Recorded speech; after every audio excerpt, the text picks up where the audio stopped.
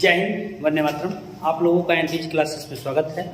आज हम आप लोगों को कुछ उत्तक अध्ययन की विशेष बिंदुओं पे चर्चा करने जा रहे हैं। प्लांट टिश्यू जो होंगे 2 प्रकार के, उनकी बात करेंगे, और एनिमल टिश्यू जो 5 प्रकार के, मुख्य रूप से 4 प्रकार के हैं, उनकी बात हम आपके सामने कर रहे हैं। सबसे पहले ध्यान सुनिए, group of cells called tissue, कोशिकाओं के समूह को हम उत्तक कहते हैं।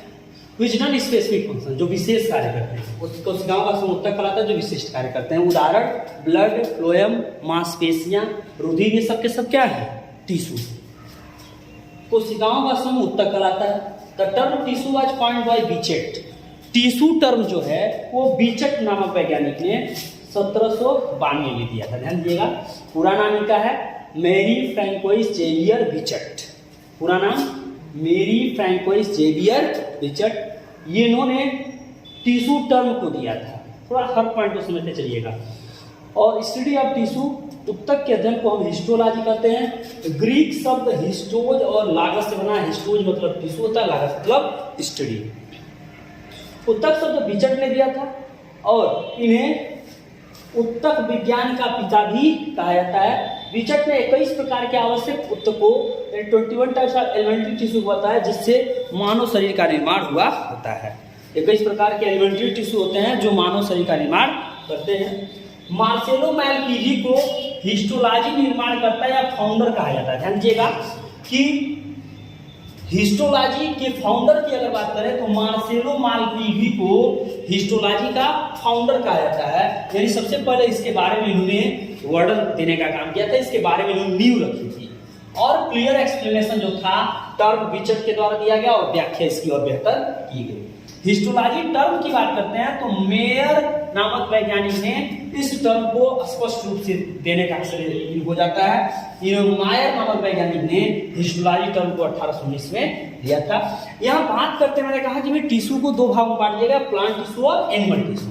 एनिमल टिश्यू में मैंने ट्रिक बताया था मेनका। क्या बताया गया था? मेनका। पिछली वीडियो में आप देख सकते हैं।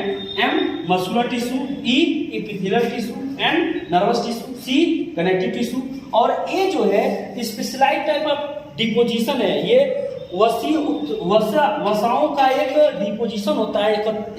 जब इकट्ठे ये डिपोजिट होने लगते हैं वसाएं, ये फैट जो होते हैं वही एडिपोज टिश्यू के रूप में कहलाते हैं। यहाँ प्लांट टिश्यू की बात करते हैं तो प्लांट टिश्यू को 2 भागों में बांट दिया गया, मेरिस्टेमेटिक टिश्यू और परमानेंट टिश्यू। मेरिस्टेमेटिक जो होते हैं इनमें विभाजन की क्षमता होती है, इसीलिए इसे विभोज्योतिकी उत्तक भी कहा जाता है। और परमानेंट टिश्यू ये अस्थायी उत्तक होते हैं, एक समय के बाद विभाजन रुक जाता है, विभाजन नहीं होता है।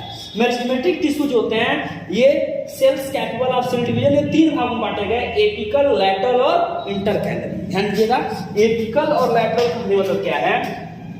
Root and stem. जो टीप, रूट और स्टेम के टीप पे पाए जाएंगे उसे एपिकल कहा जाएगा। रूट यानी जड़, स्टेम यानी तन। लैटरल बिलो बार्क, जो छाल के भीतर होंगे, अंदर होंगे, वो बिलो बार्क या कैम्बियम, ये लैटरल कहलाएंगे।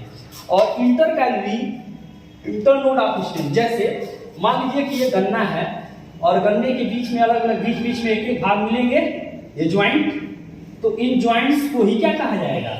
इन्हीं को इंटरनोड कहा जाता है। इन्हें क्या कहा जाता है?